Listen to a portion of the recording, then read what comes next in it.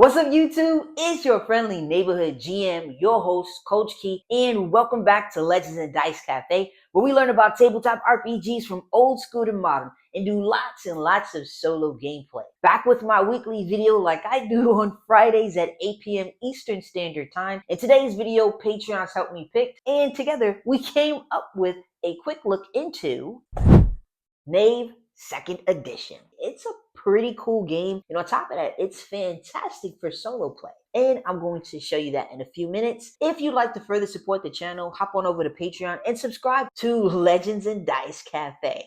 If you're interested in joining the Discord community, it is a very small community at the moment. If you'd like to join, the link will be in the description. And if you'd like to join a game with me, hop on over to Start Playing Games and sign up for one of my games. I've got Dragonbane and Dungeons and Dragons going on. So without further ado, let's go ahead and hop into it. Let's get it.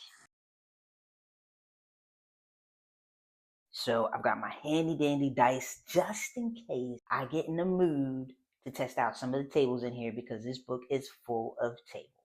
So this is pretty cool right here. The artwork is really nice.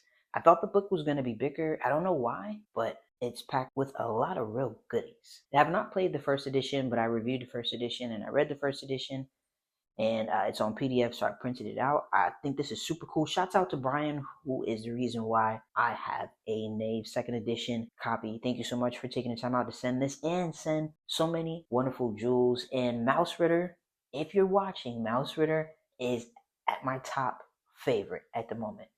I enjoy Mouse Ritter. It's a great system, simple system, fun system. So thank you so much for putting me on to some really great games. I love how it has the information right in the very front. Your abilities, your checks, your combat, item slots, damage, spell casting, relic magic, equipment. Super cool artwork. I do watch Ben Milton and his name on YouTube, which I'm sure if you're watching this, I'm sure you're familiar. It's Questing Beast. So I enjoy his videos a great deal. Now, we're not going to go through every single thing. We're just going to make this a quick look into it. So you got your cool table of contents. I like the font. So one prominent feature of this book is its many random tables. These tables take nearly every aspect of fantasy fiction and break each of them into 100 examples, creating a kind of elements of fantasy the GMs can use to rapidly construct living, varied worlds to explore. The table's primary use is for session prep, but they can also be used on the fly when the PCs wander off in an unexpected direction. Results can be selected randomly by rolling D100, or the GM can simply pick items they like.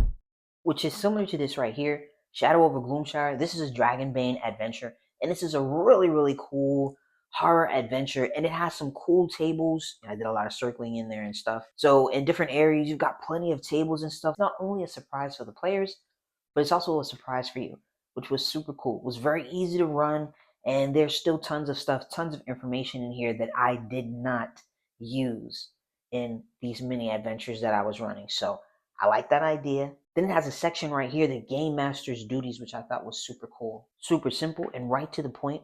Create locations to explore, flesh out the supporting cast, let the players guide the action, keep the game moving, make impartial and consistent rulings, immerse the players, reveal the world, signpost danger, reward smart plans, keep time records. And then it also has player duties as well. From playing OSR games, these are things that I've learned. For instance, one of the things that I've learned is to ask a lot of questions, to be curious about the world around you. You assist the game master, create a character, of course, you play your character, you take initiative, set your own goals, and make your own fun. Seek out adventure rather than waiting for it to come to you. I like that.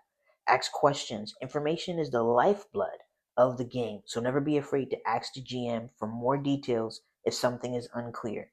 Search rooms for clues, visit libraries, interrogate NPCs, consult sages, etc. Apply tactical infinity. Treat the game world as if it is real and work to turn every aspect of it to your own advantage. Scheme, fight dirty, and prepare to die. And again, the artwork in here is super cool. and it goes right into your ability scores. And many of you are probably already familiar with these. You got your strength, your dexterity, your constitution, your intelligence, wisdom, and your charisma. And here goes your PC creation, which is super cool and super simple, which is a very simple process. And there's a character sheet in the back of the book, along with some maps. We're gonna look at those in a few minutes. Again, great for a group and great for solo play. So you can either distribute 3 points between your PC's ability scores, or you can let fate decide by rolling. And it has an example right here on how to do that. Oh, wow. The example that it gives. So I can see why prepare to die is definitely in here. So, and you record your secondary stats, which is your PCs, your XP, your item slots, and your hit points. And then you record your careers and look at the list of careers. You've got D100, and pull it up a little bit. You've got tons of different careers, got up to 100 options. And of course, it looks like your careers come with equipment. And then for your armor, you've got armor points. And then your finishing touches, you name and describe your character. And then you've got your item slots. So your PCs have 10 plus your constitution item slots to record your gear. Damage is super simple as well. Damage a PC receives is subtracted from their HP. It fills an item slot with an appropriate wound, stab, frozen, burned, from the highest slot to the lowest. Items in a wounded slot must be dropped. So that's interesting. And then you have direct damage. Direct damage bypasses HP and adds wounds directly. This occurs in situations where creatures' combat skills would not protect them. Again, I see why it says prepare to die. And information, of course, on how to level your characters up and your different checks. So when a creature attempts something risky, they make a check rolling a d20 and adding one of their ability scores. If the total meets or exceeds the target number set by the GM, they succeed. Then you've got traveling and you've got weather. And then a list of different tables. Look at this. You've got signs, you've got locations, structures, place traits, and then you've got your dungeon delving. So delving. While dungeon delving, time is tracked in 10-minute segments called turns. Most actions, moving, searching, fighting, resting, etc., take up 1 turn. The dungeon hazard die. At the end of each turn, roll the dungeon hazard die and apply the results. Check out that art right there. I didn't mean to have my hand covering it up. And this is all the information right here that you need as far as dungeon delving, to your crawling speed, walking speed, your lanterns, torches, how darkness, searching. And then we have more tables for you to flesh out a story, different types of dungeons, trap effects, hazards. Next up, you've got encounters and how encounters would work. And you've got your NPC chart and a cool chart for NPC reactions, which is super creative now that I'm looking at it. So you've got an option. It can kill the PCs, injure or capture the PCs. It's interesting. Harass or rob. This gives you a new light to different more tables to create in my solo games. This is super cool. Avoid the PCs, ignore the PCs, follow or observe the PCs, greet or question the PCs, share information with the PCs, perform minor favors for the PCs, ask to join the PC's party. This is super cool. And you got a list of different types of activities, and then it goes into combat. As you can see, the rules, combat, everything in this book, it's a light rule system, super simple, and very easy to get started with.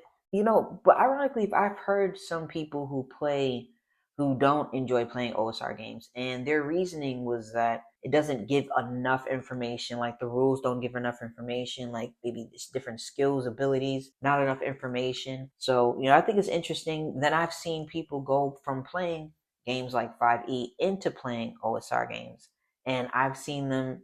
But one particular player, she asks more questions now. She's more curious. She is less likely to throw herself into battle. She'll think of other or alternative options to go around obtaining the exact same thing that they're looking for: the weapon, the treasure, the prize. And she'll find a different route to get it outside of going through battle, which is cool and creative too. And you've got different hazards to your spell casting. We're not going to get into it. I wanted to show you how cool the book is, how simple the book is, and the amount of tables that are perfect for a game master running a game for their players or for solo play. And then you've got a list of your spells. I don't want to take too much up too. So then if you actually do, if you're going to go get Knave 2E or you have it and you haven't jumped into it, I don't want to give you too much information. So it's got some pretty cool spells in here. This is a really, really cool book. And he also has a section on generating new spells and a super cool outline so the GM can use the spell formula table below to generate new spellbooks or to create spells for chaos spellbooks.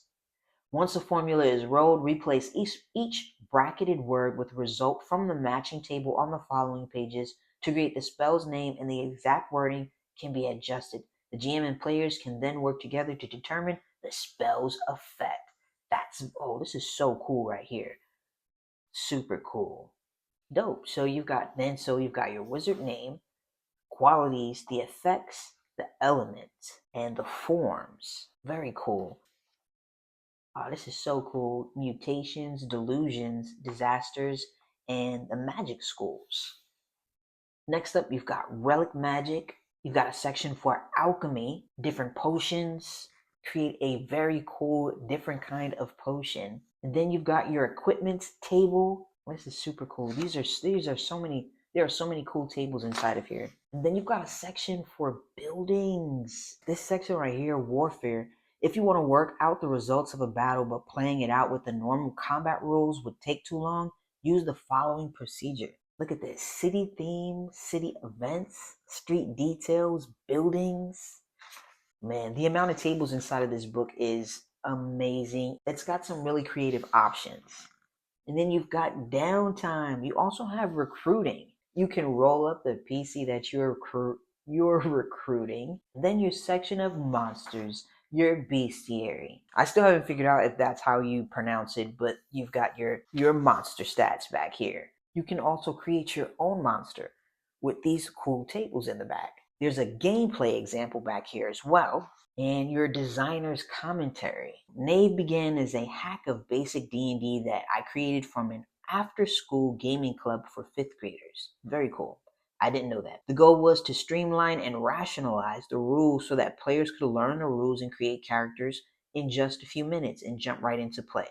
The game has expanded since then, but the goal is still at the forefront of the design, a framework that makes playing old school RPGs straightforward, intuitive ways to prep and easy to run. Then, of course, we already showed you how cool and simple is your character sheet. It's got this cool map back here. Frickety diggly amazing. Kyle Latino. Oh, this is super cool.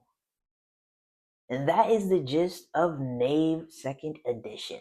I was gonna roll on some of the tables and create a story, but I think maybe the next go around when we do another Knave 2nd edition video, it can be our session 0, creating our character, and creating our solo adventure that our character is going to go in with just this book alone, because it looks like this is all that you would need to create some fantastic adventures.